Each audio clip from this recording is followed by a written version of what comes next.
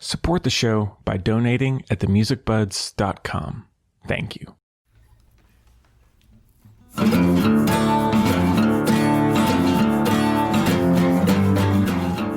Hello, everybody. Welcome back to the Music Buds podcast. This is episode number 23, and my name is Henry.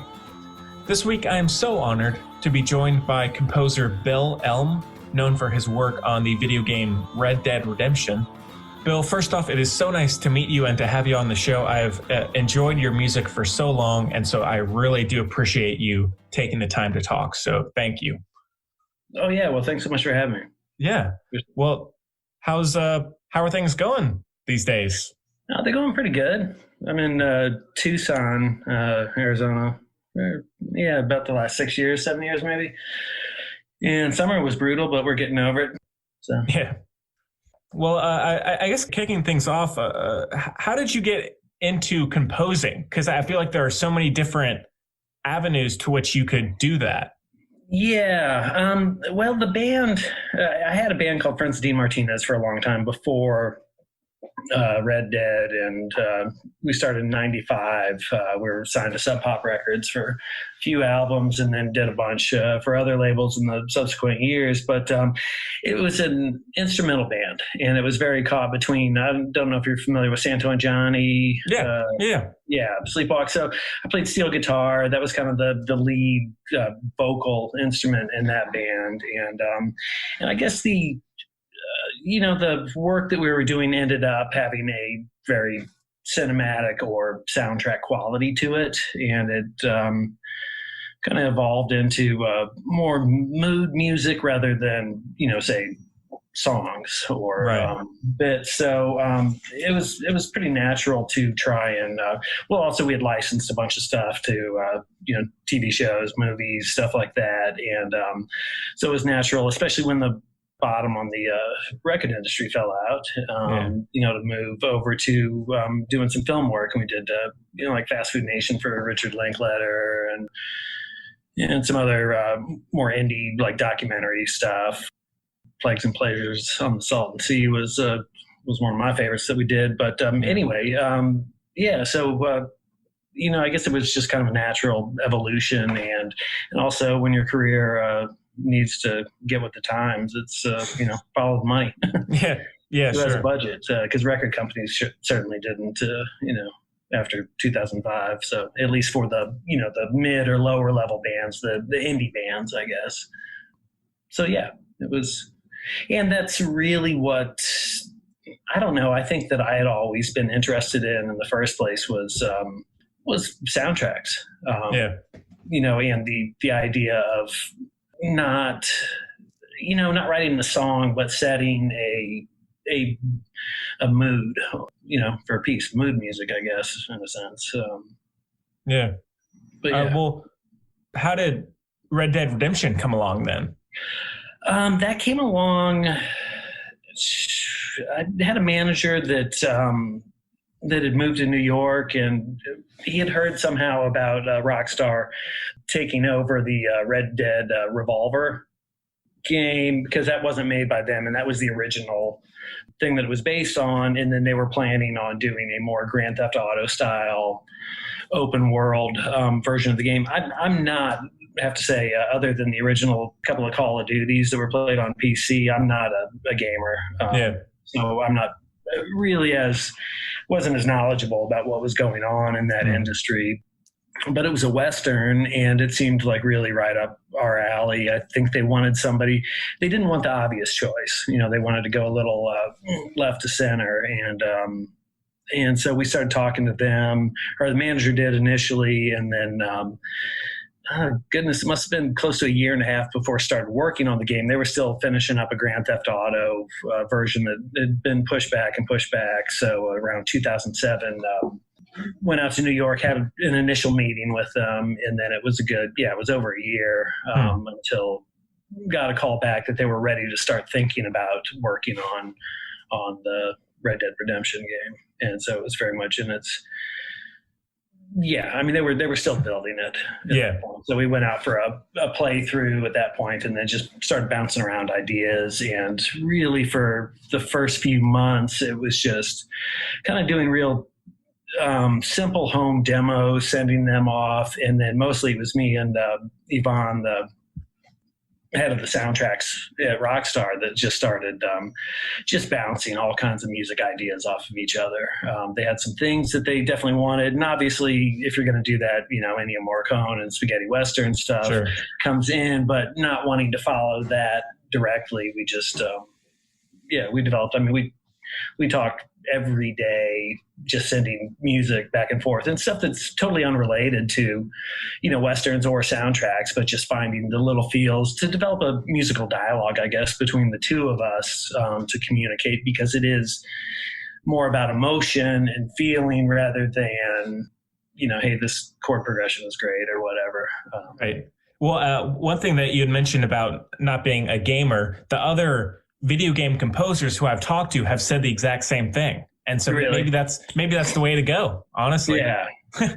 Yeah. I mean, I haven't spent much time in that world, but I did notice one of the things that really struck me about Red Dead when it came down to like video game awards and what the other stuff is, that there is a video game sound, and it's this, big orchestral with heavy percussion. And so much of the stuff I remember at the Spike Video Game Awards when they were playing all of the, options for best soundtrack or whatever, that all of the music really sounded the same until Red Dead came in, and there's clearly this different, totally organic vibe that, that came through. Yeah.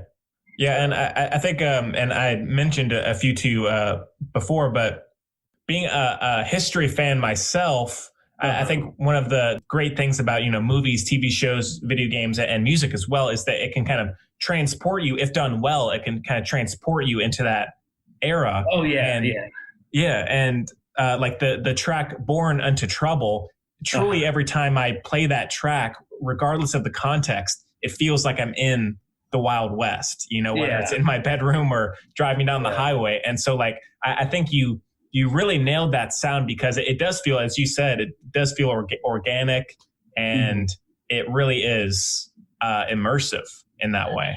Yeah. I love the Born Under Trouble. That's one of my favorites from the soundtrack. But the biggest thrill actually that I got off of doing it was, it must have been 5-6 years. Well, yeah, 5.5 years ago. My son lives out, and he was living in Texas at the time, and he's 5 years old. And I drove him from Austin out to Tucson for his spring break for a visit. And we stopped in Tombstone and ended up just inadvertently parking. Well, I was looking for a parking space. The one I found was next to this big wall in Tombstone. And so we park. I get out of the car, and I'm like, wow, there's some music playing. And I thought, man, that sounds familiar. And then I realized it was the Red Dead soundtrack. And we were back at the OK Corral. Oh, wow. And anyway, I won't do the whole long story, but but they use the soundtrack before and after their gunfights as the wow. And I thought, if you're going to write a Western soundtrack and it ends up being played at the actual OK Corral, then you probably hit the nail on the head. Yeah, job well done. Yeah. What is it like? I mean, you had touched on it, but like doing a game that has such a, I mean, it went on to be so successful, but the world itself within the game is so big. How did you go about like actually finding the right music and I guess trying to wrap your head around the world itself? Yeah, and that was done. I mean, that's what took the longest, was to nail down exactly. Well, I mean, there were a couple of issues. They wanted the music to be interactive, but they had really no idea how that was going to work. They had dedicated, I think it was however they were dividing it up, each territory could have 5 minutes or 40 minutes worth of music. And that was divided into 8 stems of 5 minutes. And they wanted the music to step up. If you got on a horse, then it would go up a level. And so they said, well, basically just strip it down to the bass, and then you add in the basic instruments, and then you drop in the bass, and then you bring the drums on, and then you bring guitars on.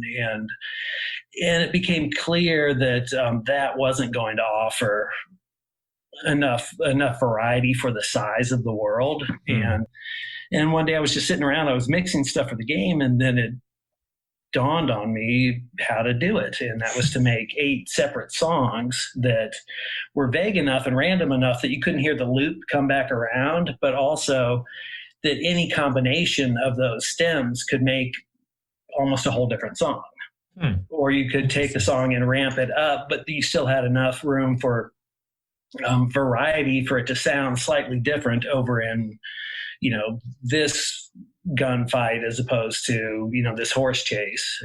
And then once we figured that out, then it was just a question of sticking the right music into the right slots and figuring out which, it's like stems 1, 3, and 6 go together for this, or you strip them back down. And so that was really offered them a lot more options on mood than we had even expected going into it. And that's really what I think. And I think they're still using the same system for their interactive games, right, of mixing the music that way.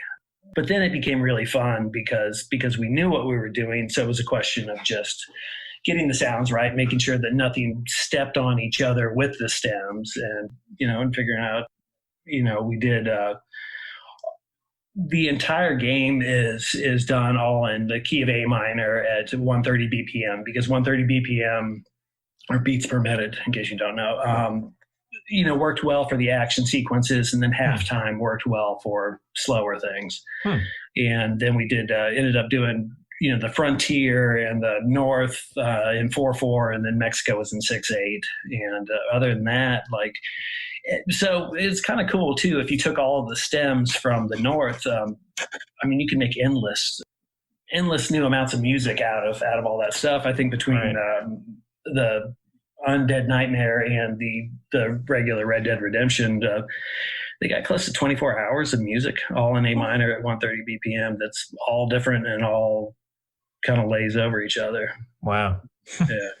So I think it'd be cool if they released the stems at some point for that would be DJs or whatever. Yeah, absolutely. Yeah. Talking about a couple of the other tracks. So Exodus in America, which starts is in the opening credits, where it's this really delicate piano, and then it gets super dark, gnarly. Is that kind of those dips and dives, or is that kind of a natural thing for you in terms of creating that kind of varied tone and feeling, or is that more just particular to the scene itself?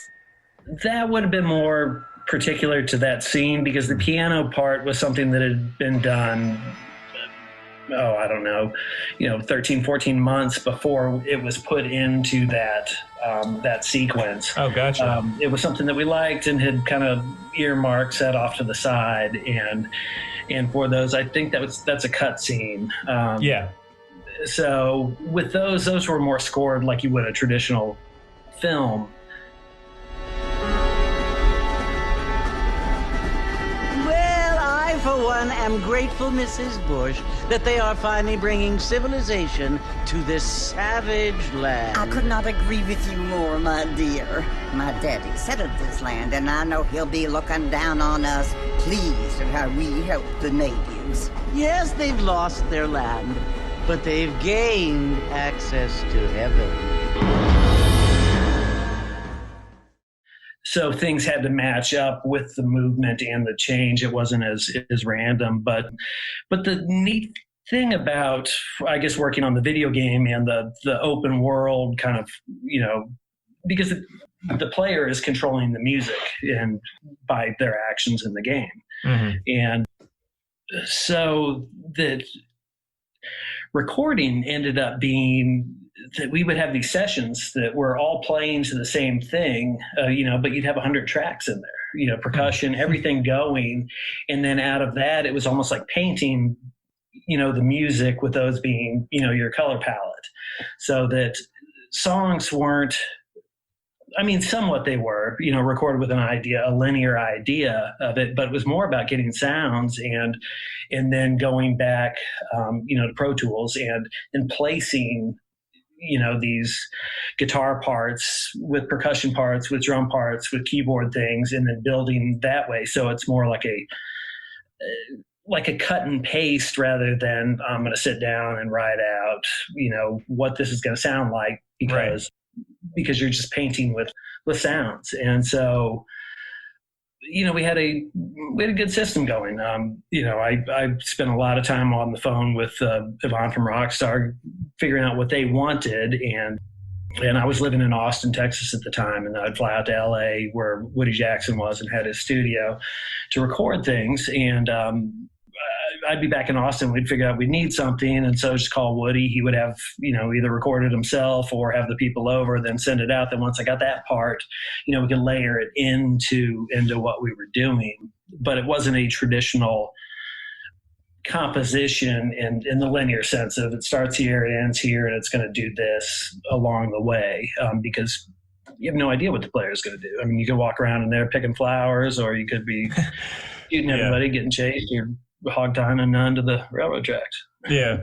Well, talking about Undead Nightmare, which is the zombie version, and really, I mean, the main game itself, it's really one of the greatest games that I've played, and I could not believe that this was a thing. I could not believe that they then turned it into a zombie version. Like if it wasn't already great, it got even better through that. And the music, of course, just as the game does, it has a whole other kind of life to it. Was the process any different, or was it purely just kind of matching with the new storyline, the new feeling?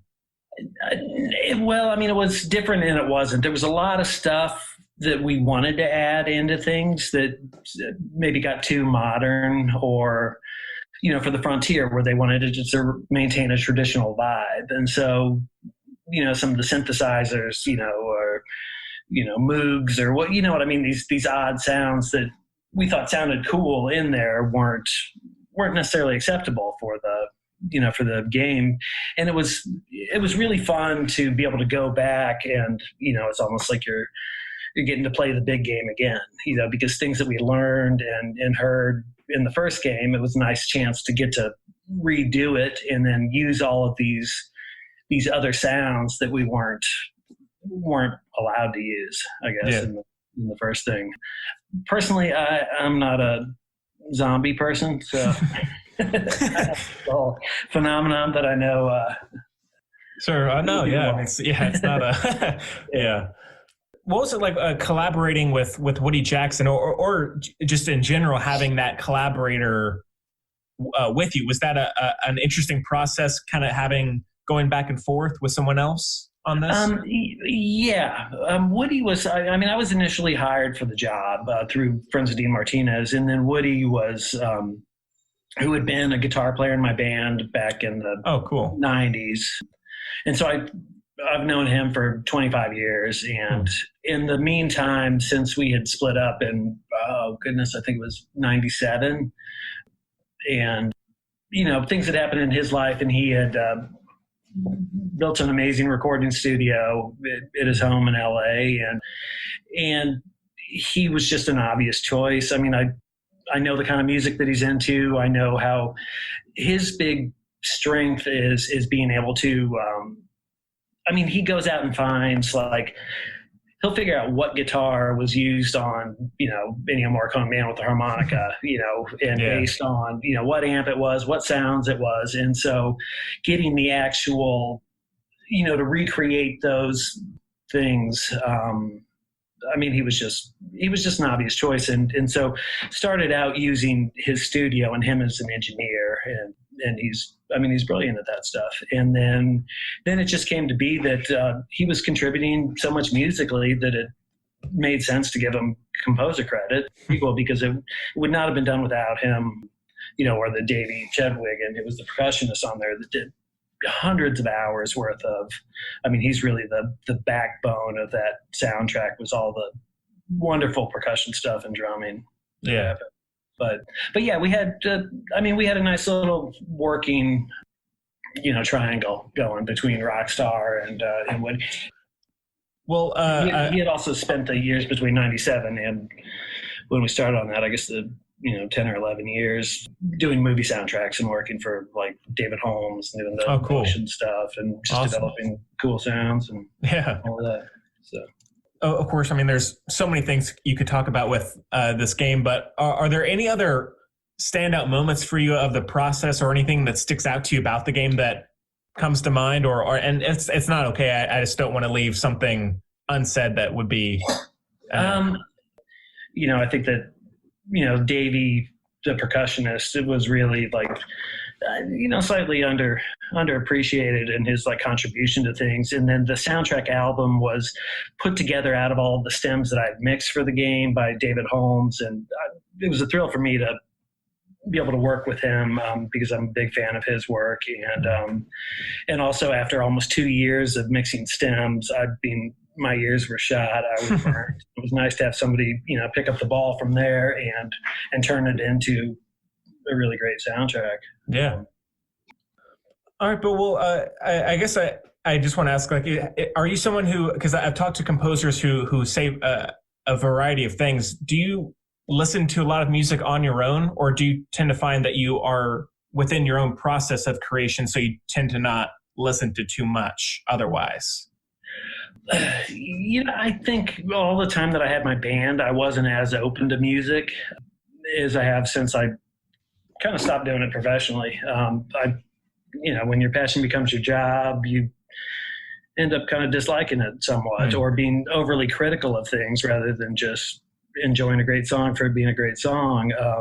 I have since, I find myself listening to a lot of music, and I'll definitely go down a path and stick with one thing for a long time. But, my tastes are all over the place. I'd say I like a little bit of everything, emphasis on the little bit, Right. So, but the Western soundtrack stuff, was right up, right up our alley. We're doing it. And so, yeah. And I like everything from, Bloodstone to Billy Joe Shaver to, Yeah. to Jackie Gleason. Yeah. Well, all right, Bill. Well, I guess that's about it for what I have. I really do appreciate you taking the time, and as I said before, I've really enjoyed your music over the years, and so it did mean a lot for you to take the time to chat. And you're welcome back anytime. And no, I really appreciate it. Yeah, no, seriously.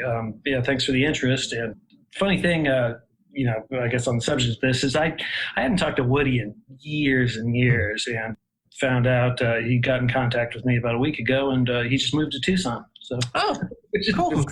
Nice. Yeah, never would have thought it, but yeah. All right. Well, please stay safe, Bill. Take care. You too. And everybody, we really hope you enjoyed it as much as we did, and we'll see you next time. Yeah, definitely. And by the way, I love the Revenant. Oh, thank you. Yeah, I've had that one up for years. Yeah.